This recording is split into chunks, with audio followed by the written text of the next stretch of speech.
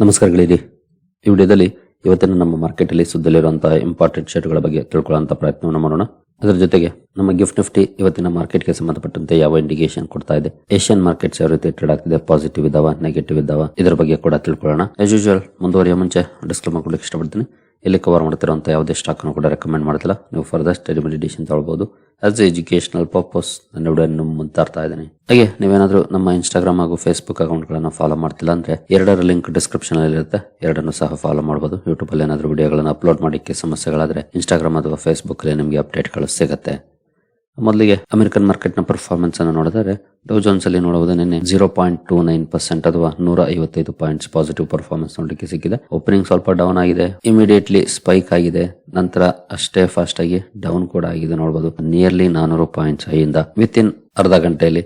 ನಂತರ ಅಲ್ಲಿಂದ ಒಳ್ಳೆ ಶಾರ್ಪ್ ಬೌನ್ಸ್ ಬ್ಯಾಕ್ ಕೂಡ ಮಾಡಿದೆ, ಮತ್ತೆ ಆಲ್ಮೋಸ್ಟ್ ಲೋ ಇಂದ 400 ಪಾಯಿಂಟ್ಸ್ ಅಪ್ ಆಗಿದೆ. But over all 155 points positive ಅಲ್ಲಿ ಪರ್ಫಾರ್ಮೆನ್ಸ್ ಅನ್ನ ಕೊಟ್ಟಿದೆ. ವಾಲಟಿಲಿಟಿ ಇದೆ, ಬಟ್ ಸ್ಟಿಲ್ ಪಾಸಿಟಿವ್ ಪರ್ಫಾರ್ಮೆನ್ಸ್ ಅನ್ನ ಮಾಡಿದೆ ಅಮೆರಿಕನ್ ಮಾರ್ಕೆಟ್.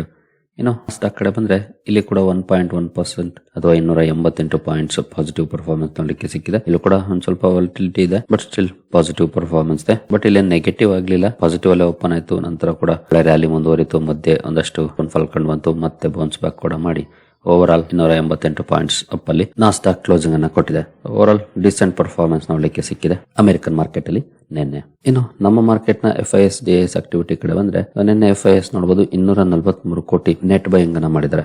ನಿನ್ನೆ ಮೊನ್ನೆ ಅಂದ್ರೆ ಶುಕ್ರವಾರ ಕೂಡ ಒಂದಷ್ಟು ಬೈಯಿಂಗ್ ಅನ್ನ ಮಾಡಿದ್ರು, ನಿನ್ನೆ ಕೂಡ ಸ್ವಲ್ಪ ಮಟ್ಟಿಗೆ ಬೈಯಿಂಗ್ ಅನ್ನ ಮಾಡಿದ್ದಾರೆ. ಜೊತೆಗೆ DIS ಕೂಡ ನಿನ್ನೆ 3791 ಕೋಟಿ ಬೈಯಿಂಗ್ ಅನ್ನ ಮಾಡಿದ್ದಾರೆ.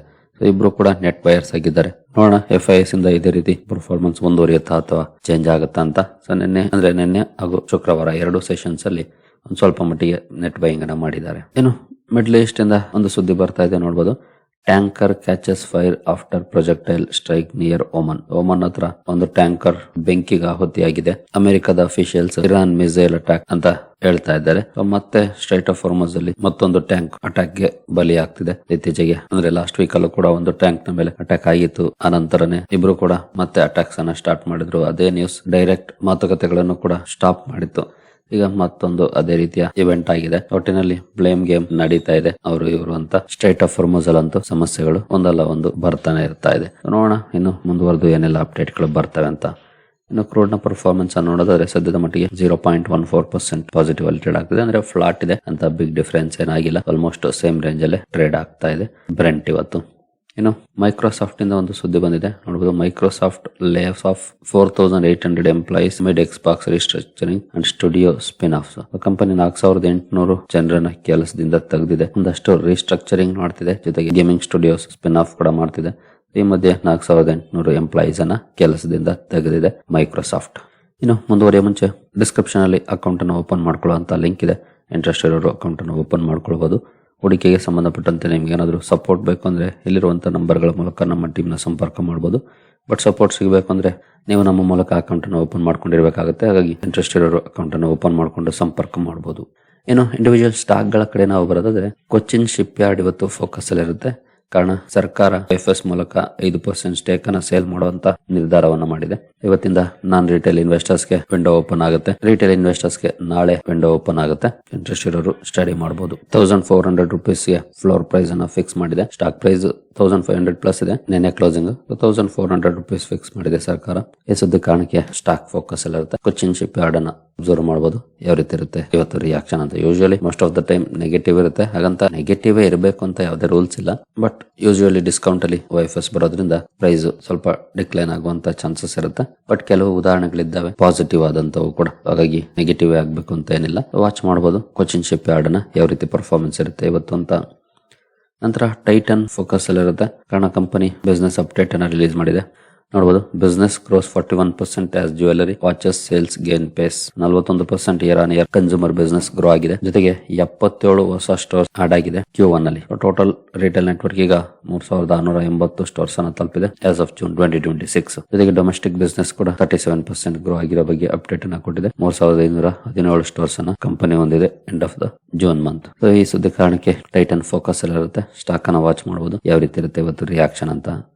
ಏನು ಟ್ರೆಂಟ್ ಕೂಡ ಫೋಕಸ್ ಅಲ್ಲಿ ಇರುತ್ತೆ, ಕಾರಣ ಅಗೇನ್ ಈ ಕಂಪನಿ ಕೂಡ ಬಿಸ್ನೆಸ್ ಅಪ್ಡೇಟ್ ಅನ್ನು ರಿಲೀಸ್ ಮಾಡಿದೆ. ನೋಡಬಹುದು revenue rises 19% driven by Zudio expansion ಕಂಪನಿಯ ಗ್ರೋತ್ಗೆ ಒಳ್ಳೆ ಕಾಂಟ್ರಿಬ್ಯೂಷನ್ ಮಾಡಿದೆ.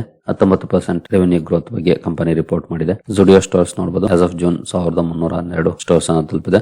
ಜೊತೆಗೆ 301 Westside stores, 982 Zudio stores ಹಾಗೂ 29 stores across other lifestyle concepts include ಆಗಿದೆ ಈ ಕ್ವಾರ್ಟರ್ ಅಲ್ಲಿ. ಈ ಎಲ್ಲ ಅಪ್ಡೇಟ್ ನ ಕಾರಣಕ್ಕೆ ಸ್ಟಾಕ್ ಫೋಕಸ್ ಅಲ್ಲಿ ಇರುತ್ತೆ. ಜೊತೆಗೆ ಜುಡಿಯೋ ಅಕೌಂಟ್ ಇನ್ಕ್ಲೂಡ್ 7 ಸ್ಟೋರ್ಸ್ ಇನ್ UAE ನಲ್ಲೂ ಕೂಡ 7 ಸ್ಟೋರ್ಸ್ ಅನ್ನ ಹೊಂದಿದೆ ಕಂಪನಿ. ಈ ಎಲ್ಲ ಅಪ್ಡೇಟ್ ಕಾರಣಕ್ಕೆ ಟ್ರೆಂಡ್ ಫೋಕಸ್ ಅಲ್ಲಿ ಇರುತ್ತೆ. ಸ್ಟಾಕ್ ಅನ್ನ ವಾಚ್ ಮಾಡಬಹುದು ಯಾವ ರೀತಿ ಇರುತ್ತೆ ರಿಯಾಕ್ಷನ್ ಇವತ್ತು ಅಂತ. ಇನ್ನು ಟಾಟಾ ಮೋಟಾರ್ಸ್ ಪ್ಯಾಸೆಂಜರ್ ವೆಹಿಕಲ್ಸ್ ಕೂಡ ಸುದ್ದಿಯಲ್ಲಿರುತ್ತೆ. ಕಾರಣ ಕಂಪನಿಯ ಟೋಟಲ್ ಪ್ರೊಡಕ್ಷನ್ 1.81 ಲ್ಯಾಕ್ ಯೂನಿಟ್ಸ್ ಆಗಿದೆ. 1.31 ಲ್ಯಾಕ್ ಇಂದ ಅಪ್ ಆಗಿ 1.85 ಲ್ಯಾಕ್ ಆಗಿದೆ. ಈ ಸುದ್ದಿ ಕಾರಣಕ್ಕೆ ಸ್ಟಾಕ್ ಫೋಕಸ್ ಅಲ್ಲಿ ಇರುತ್ತೆ. ಇದ್ರ ಜೊತೆಗೆ ಡೊಮೆಸ್ಟಿಕ್ ಸೇಲ್ಸ್ ಕೂಡ ತುಂಬಾ ಚೆನ್ನಾಗಿ ಇಂಪ್ರೂವ್ ಆಗಿದೆ. ಇಯರ್ ಆನ್ ಇಯರ್ 1.24 ಲ್ಯಾಕ್ ಇಂದ 1.8 ಲ್ಯಾಕ್ ಗೆ ಇನ್ಕ್ರೀಸ್ ಆಗಿದೆ. ಈ ಅಪ್ಡೇಟ್ ನ ಕಾರಣಕ್ಕೆ ಸ್ಟಾಕ್ ಫೋಕಸ್ ಅಲ್ಲಿ ಇರುತ್ತೆ. ಟಾಟಾ ಮೋಟಾರ್ಸ್ ಪ್ಯಾಸೆಂಜರ್ ವೆಹಿಕಲ್ಸ್ ಅನ್ನು ಕೂಡ ವಾಚ್ ಮಾಡಬಹುದು ಯಾವ ರೀತಿ ಇರುತ್ತೆ ಇವತ್ತು ರಿಯಾಕ್ಷನ್ ಅಂತ. ಏನು ವರುಣ್ ಬೆವರೇಜಸ್ ಸುದ್ದಿಯಲ್ಲಿ ಇರುತ್ತೆ. ವರುಣ್ ಬೆವರೇಜಸ್ ನ ಜೊತೆಗೆ ದೇವ್ಯಾನಿ ಇಂಟರ್ನ್ಯಾಷನಲ್ ಫೋಕಸ್ ಅಲ್ಲಿ ಇರುತ್ತೆ. ವರುಣ್ ಬೆವರೇಜಸ್ ಕೀನ್ಯಾದಲ್ಲಿ ತನ್ನ ಸಬ್ಸಿಡಿಯರಿಯನ್ನು ಹೊಂದಿದೆ. ಕೀನ್ಯಾದ ಸಬ್ಸಿಡಿಯರಿ ದೇವ್ಯಾನಿ ಇಂಟರ್ನ್ಯಾಷನಲ್ ನ ಕೆಲವೊಂದು ಬಿಸ್ನೆಸಸ್ ಅನ್ನ ಕೀನ್ಯಾದಲ್ಲಿ ಅಕ್ವೈರ್ ಮಾಡುವಂತ ನಿರ್ಧಾರವನ್ನು ಮಾಡಿದೆ. ಅಂದ್ರೆ ಬೆವರೇಜ್ ಬಿಸ್ನೆಸಸ್ ಏನಿದೆ ಅದನ್ನ ತಗೊಳ್ಳುವಂತ ನಿರ್ಧಾರವನ್ನು ಮಾಡಿದೆ VBL ನ ಸಬ್ಸಿಡಿಯರಿ. ಈ ಅಕ್ವಿಸಿಷನ್ ಕಾರಣಕ್ಕೆ ದೇವ್ಯಾನಿ ಇಂಟರ್ನ್ಯಾಷನಲ್ ಹಾಗೂ VBL 2 ಸ್ಟಾಕ್ ಗಳು ಫೋಕಸ್ ಅಲ್ಲಿ ಇರ್ತವೆ. ಈ ಎರಡನ್ನು ಕೂಡ ವಾಚ್ ಮಾಡಬಹುದು ಯಾವ ರೀತಿ ಇರುತ್ತೆ ರಿಯಾಕ್ಷನ್ ಅಂತ. ಇನ್ನು ಬ್ಲೂ ಜೆಟ್ ಹೆಲ್ತ್ ಕೇರ್ ಕೂಡ ಫೋಕಸ್ ಅಲ್ಲಿ ಇರುತ್ತೆ. ಕಾರಣ ಕಂಪನಿ QIP ಲಾಂಚ್ ಮಾಡ್ತಾ ಇದೆ. ಇವತ್ತಿಂದ ಅಪ್ ಟು 5% ಡಿಸ್ಕೌಂಟ್ ಅಲ್ಲಿ QIP ನ ಲಾಂಚ್ ಮಾಡ್ತಾ ಇದೆ. ಈ ಸುದ್ದಿ ಕಾರಣಕ್ಕೆ ಸ್ಟಾಕ್ ಫೋಕಸ್ ಅಲ್ಲಿ ಇರುತ್ತೆ. ಬ್ಲೂ ಜೆಟ್ ಹೆಲ್ತ್ ಕೇರ್ ಅನ್ನು ಕೂಡ ವಾಚ್ ಮಾಡಬಹುದು ಯಾವ ರೀತಿ ಇರುತ್ತೆ ರಿಯಾಕ್ಷನ್ ಅಂತ. ಇನ್ನು ಎಕ್ಸಾವೇರ್ ಟೆಕ್ನಾಲಜೀಸ್ ಫೋಕಸ್ ಅಲ್ಲಿ ಇರುತ್ತೆ. ಕಾರಣ ಕಂಪನಿ ನ್ಯೂಯಾರ್ಕ್ ಸ್ಟಾಕ್ ಎಕ್ಸ್ಚೇಂಜ್ ಅಲ್ಲಿ ಲಿಸ್ಟ್ ಆಗಿರುವಂತಹ ಸ್ಮಾರ್ಟ್ ರೆಂಟ್ ಅನ್ನುವಂತ ಕಂಪನಿಯ ಜೊತೆ ಸ್ಟ್ರಾಟಜಿಕ್ ಒಪ್ಪಂದವನ್ನು ಮಾಡಿಕೊಂಡಿದೆ. ಸ್ಮಾರ್ಟ್ ಆಪರೇಷನ್ಸ್ ಅಂಡ್ ಸೊಲ್ಯೂಷನ್ಸ್ ಅನ್ನು ಪ್ರೊವೈಡ್ ಮಾಡಲಿಕ್ಕೆ ರೆಂಟಲ್ ಹೌಸಿಂಗ್ ಇಂಡಸ್ಟ್ರಿಯಲ್ಲಿ. ಈ ಸುದ್ದಿ ಕಾರಣಕ್ಕೆ ಎಕ್ಸಾವೇರ್ ಟೆಕ್ನಾಲಜೀಸ್ ಫೋಕಸ್ ಅಲ್ಲಿ ಇರುತ್ತೆ. ಈ ಸ್ಟಾಕ್ ಅನ್ನು ಸಹ ವಾಚ್ ಮಾಡಬಹುದು ಯಾವ ರೀತಿ ಇರುತ್ತೆ ಇದಕ್ಕೆ ರಿಯಾಕ್ಷನ್ ಅಂತ. ಏನು ರೈಟ್ಸ್ ಲಿಮಿಟೆಡ್ ಸುದ್ದಿಯಲ್ಲಿ ಇರುತ್ತೆ. ಕಾರಣ ಕಂಪನಿಗೆ ನಿಯರ್ಲಿ $36 ಮಿಲಿಯನ್ ಆರ್ಡರ್ ಸಿಕ್ಕಿದೆ. ಸೌತ್ ಆಫ್ರಿಕಾದ ಒಲಾಂಟಿಸ್ ಅಸೆಟ್ ಫೈನಾನ್ಸ್ ಕಂಪನಿಯಿಂದ ಈ $36 ಮಿಲಿಯನ್ ಆರ್ಡರ್ ಕಾರಣಕ್ಕೆ ಸ್ಟಾಕ್ ಫೋಕಸ್ ಅಲ್ಲಿ ಇರುತ್ತೆ. ರೈಟ್ಸ್ ಲಿಮಿಟೆಡ್ ಅನ್ನು ಕೂಡ ವಾಚ್ ಮಾಡಬಹುದು ಯಾವ ರೀತಿ ಇರುತ್ತೆ ರಿಯಾಕ್ಷನ್ ಅಂತ. ಏನು ರಿಲಯನ್ಸ್ ಇಂಡಸ್ಟ್ರೀಸ್ ಫೋಕಸ್ ಅಲ್ಲಿ ಇರುತ್ತೆ. ಕಾರಣ ಕಂಪನಿಗೆ ಎಕ್ಸ್ಚೇಂಜಸ್ ಇಂದ ವಾರ್ನಿಂಗ್ ಲೆಟರ್ ಇಶ್ಯೂ ಆಗಿದೆ. ಅಂದ್ರೆ ಕಂಪನಿಯ 2 ಕೆಲಸಗಾರರು ಹಾಗೂ ಆ ಕೆಲಸಗಾರರ ಇಮಿಡಿಯೇಟ್ ರಿಲೇಟಿವ್ ಕಡೆಯಿಂದ ಟ್ರೇಡ್ ಆಗಿದೆ. ಅಂದ್ರೆ ಪ್ರೈಸ್ ಸೆನ್ಸಿಟಿವ್ ಇನ್ಫಾರ್ಮೇಶನ್ ಅನ್ನ ಬಳಸಿಕೊಂಡು ಟ್ರೇಡ್ ಮಾಡಿದ್ದಾರೆ. ಈ ಸುದ್ದಿ ಕಾರಣಕ್ಕೆ ಒಂದು ವಾರ್ನಿಂಗ್ ಲೆಟರ್ ಅನ್ನ ಎಕ್ಸ್ಚೇಂಜಸ್ ಇಶ್ಯೂ ಮಾಡಿದೆ. ಈ ಸುದ್ದಿ ಕಾರಣಕ್ಕೆ ರಿಲಯನ್ಸ್ ಇಂಡಸ್ಟ್ರೀಸ್ ಫೋಕಸ್ ಅಲ್ಲಿ ಇರುತ್ತೆ. ಇದು ಎಂಪ್ಲಾಯಿ ಲೆವೆಲ್ ಅಲ್ಲಿ ಆಗಿರುವಂತದ್ದು ಅಷ್ಟು ದೊಡ್ಡ ಇಶ್ಯೂ ಏನಾಗೋದಿಲ್ಲ ಎಂಪ್ಲಾಯಿ ಲೆವೆಲ್ ಅಲ್ಲಿ ಆದಾಗ. ಬಟ್ ಮ್ಯಾನೇಜ್ಮೆಂಟ್ ಲೆವೆಲ್ ಅಲ್ಲಿ ಇದ್ರೆ ಅದು ಬಹಳನೇ ದೊಡ್ಡ ಇಶ್ಯೂ ಆಗುತ್ತೆ. ಬಟ್ ಅಂತದ್ದೇನಾಗಿಲ್ಲ. ಒಂದು ವಾರ್ನಿಂಗ್ ಲೆಟರ್ ಅನ್ನ ಇಶ್ಯೂ ಮಾಡಿದೆ ಎಕ್ಸ್ಚೇಂಜಸ್. ಈ ಸುದ್ದಿ ಕಾರಣಕ್ಕೆ ಸ್ಟಾಕ್ ಫೋಕಸ್ ಅಲ್ಲಿ ಇರುತ್ತೆ. ರಿಲಯನ್ಸ್ ಇಂಡಸ್ಟ್ರೀಸ್ ಅನ್ನ ವಾಚ್ ಮಾಡಬಹುದು ಇವತ್ತು ಯಾವ ರೀತಿ ಇರುತ್ತೆ ರಿಯಾಕ್ಷನ್ ಅಂತ. ಏನು ನೆಸ್ಲೆ ಇಂಡಿಯಾ ಸುದ್ದಿಲಿ ಇರುತ್ತೆ. ಕಾರಣ ಕಂಪನಿ ಹೈದರಾಬಾದ್ ಅಲ್ಲಿ GCC ಅಂದ್ರೆ ಗ್ಲೋಬಲ್ ಕೇಪಬಿಲಿಟಿ ಸೆಂಟರ್ ಅನ್ನ ಅನೌನ್ಸ್ ಮಾಡಿದೆ. ಈ ಸುದ್ದಿ ಕಾರಣಕ್ಕೆ ನೆಸ್ಲೆ ಇಂಡಿಯಾ ಫೋಕಸ್ ಅಲ್ಲಿ ಇರುತ್ತೆ. ಈ ಸ್ಟಾಕ್ ಅನ್ನು ಸಹ ವಾಚ್ ಮಾಡಬಹುದು. ಏನು ಝೆನ್ ಟೆಕ್ನಾಲಜೀಸ್ ಫೋಕಸ್ ಅಲ್ಲಿ ಇರುತ್ತೆ. ಕಾರಣ ಕಂಪನಿಯ subsidiary Vector Technics drone propulsion manufacturing ಕೆಪಾಸಿಟಿಯನ್ನ ಜಾಸ್ತಿ ಮಾಡ್ಕೊಂಡಿದೆ. 3 ಲಕ್ಷ ಯೂನಿಟ್ಸ್ ಪರ್ ಅನ್ನಂಗೆ ಹೆಚ್ಚಿಸಿಕೊಂಡಿದೆ. ಜೊತೆಗೆ ಭಾರತದ largest fully integrated drone propulsion manufacturer ಅನ್ನುವಂತ ಟ್ಯಾಗ್ ಅನ್ನು ಕೂಡ ಪಡ್ಕೊಂಡಿದೆ. ಈ ಸುದ್ದಿ ಕಾರಣಕ್ಕೆ ಝೆನ್ ಟೆಕ್ನಾಲಜೀಸ್ ಫೋಕಸ್ ಅಲ್ಲಿ ಇರುತ್ತೆ. ಈ ಸ್ಟಾಕ್ ಅನ್ನು ಸಹ ವಾಚ್ ಮಾಡಬಹುದು ಯಾವ ರೀತಿ ಇರುತ್ತೆ ರಿಯಾಕ್ಷನ್ ಅಂತ. ಏನು ಗ್ಲೋಬಲ್ ಮಾರ್ಕೆಟ್ ಕೆಳಗಡೆ ಬಂದ್ರೆ ಎಸ್ಪೆಷಲಿ ಏಷ್ಯನ್ ಮಾರ್ಕೆಟ್ ಗಳಲ್ಲಿ ಯಾವ ರೀತಿ ರಿಯಾಕ್ಷನ್ ಇದೆ ಅಂತ. ಮೊದಲಿಗೆ ಗಿಫ್ಟ್ ನಿಫ್ಟಿ 0.34% ಅಥವಾ 82 ಪಾಯಿಂಟ್ಸ್ ಪಾಸಿಟಿವ್ ಅಲ್ಲಿ ಟ್ರೇಡ್ ಆಗ್ತಿದೆ. ನಿಕೈ 1% ನೆಗೆಟಿವ್ ಇದೆ. ಸ್ಟ್ರೈಟ್ ಟೈಮ್ಸ್ ಪಾಸಿಟಿವ್ ಇದೆ. ಹ್ಯಾಂಗ್ಸೆಂಗ್ ಕೂಡ ಸ್ಲೈಟ್ಲಿ ಪಾಸಿಟಿವ್ ಇದೆ ಅಥವಾ ಬೇಕಿದ್ರೆ ಫ್ಲಾಟ್ ಅಂತ ಹೇಳ್ಬೋದು. ತೈವಾನ್ ವೇಟೆಡ್ ಪಾಸಿಟಿವ್ ಇದೆ. ಕೋಸ್ಪಿ 4% ನೆಗೆಟಿವ್ ಇದೆ. ಬಿಗ್ ನೆಗೆಟಿವ್ ರಿಯಾಕ್ಷನ್ ನೋಡ್ಲಿಕ್ಕೆ ಸಿಗ್ತಾ ಇದೆ ಕೋಸ್ಪಿನಲ್ಲಿ. ಶಾಂಘೈ ಕಾಂಪೋಸಿಟ್ ಕೂಡ ಅಬೌವ್ 1% ಡೌನ್ ಅಲ್ಲಿ ಟ್ರೇಡ್ ಆಗ್ತಾ ಇದೆ. ಅಂದ್ರೆ ಕೆಲವು ಮಾರ್ಕೆಟ್ಗಳು ನೆಗೆಟಿವ್ ಇದ್ದಾವೆ, ಕೆಲವು ಮಾರ್ಕೆಟ್ಗಳು ಪಾಸಿಟಿವ್ ಇದ್ದಾವೆ. ಬಟ್ ಗಿಫ್ಟ್ ನಿಫ್ಟಿ ಅಂತೂ ಪಾಸಿಟಿವ್ ಇಂಡಿಕೇಶನ್ ಅನ್ನ ಕೊಡ್ತಾ ಇದೆ. ಜೊತೆಗೆ ಅಮೆರಿಕನ್ ಮಾರ್ಕೆಟ್ ನ ಫ್ಯೂಚರ್ಸ್ ಅಲ್ಲೂ ಕೂಡ ಪಾಸಿಟಿವ್ ಪರ್ಫಾರ್ಮೆನ್ಸ್ ಇದೆ. 72 ಪಾಯಿಂಟ್ಸ್ ಅಥವಾ 0.14% ಪಾಸಿಟಿವ್ ಅಲ್ಲಿ ಟ್ರೇಡ್ ಆಗ್ತಾ ಇದೆ. ಇನ್ನು ಕ್ರೂಡ್ ಕಡೆ ಬಂದ್ರೆ ಈಗ 0.73% ಪಾಸಿಟಿವ್ ಅಲ್ಲಿ ಟ್ರೇಡ್ ಆಗ್ತಿದೆ ಕ್ರೂಡ್. ಗೋಲ್ಡ್ 0.5% ನೆಗೆಟಿವ್ ಇದೆ ಇವತ್ತು. ಇನ್ನು ನಿನ್ನೆ INR 0.17% ವೀಕ್ ಆಗಿತ್ತು. ನೋಡೋಣ ಇವತ್ತು ಯಾವ ರೀತಿ ಇರುತ್ತೆ ಅಂತ. ಸದ್ಯದ ಮಟ್ಟಿಗೆ ಗಿಫ್ಟ್ ನಿಫ್ಟಿ ಪಾಸಿಟಿವ್ ಇಂಡಿಕೇಶನ್ ಕೊಡ್ತಿದೆ. ಬಟ್ ಏಷ್ಯನ್ ಮಾರ್ಕೆಟ್ಸ್ ಅಲ್ಲಿ ಸ್ವಲ್ಪ ಮಿಕ್ಸ್ಡ್ ಪರ್ಫಾರ್ಮೆನ್ಸ್ ನೋಡ್ಲಿಕ್ಕೆ ಸಿಗ್ತಾ ಇದೆ. So let's hope for the best. ಸರಿಗಳಿರಿ, ಈ ಎಲ್ಲ ಅಪ್ಡೇಟ್ಸ್ ನಿಮಗೆ ಇಷ್ಟ ಆಗಿದೆ ಅಂದ್ಕೊಳ್ತೀನಿ. ಹಾಗೆ ಡಿಸ್ಕ್ರಿಪ್ಷನ್ ಅಲ್ಲಿ ಅಕೌಂಟ್ ಅನ್ನು ಓಪನ್ ಮಾಡ್ಕೊಳ್ಳುವಂತ ಲಿಂಕ್ ಇದೆ. ಇಂಟ್ರೆಸ್ಟೆಡ್ ಅಕೌಂಟ್ ಅನ್ನು ಓಪನ್ ಮಾಡ್ಕೊಳ್ಬಹುದು. ಮುಂದಿನ ವಿಡಿಯೋದಲ್ಲಿ ಸಿಗೋಣ. ಅಲ್ಲಿವರೆಗೂ ಜೈ ಹಿಂದ್, ಜೈ ಕರ್ನಾಟಕ.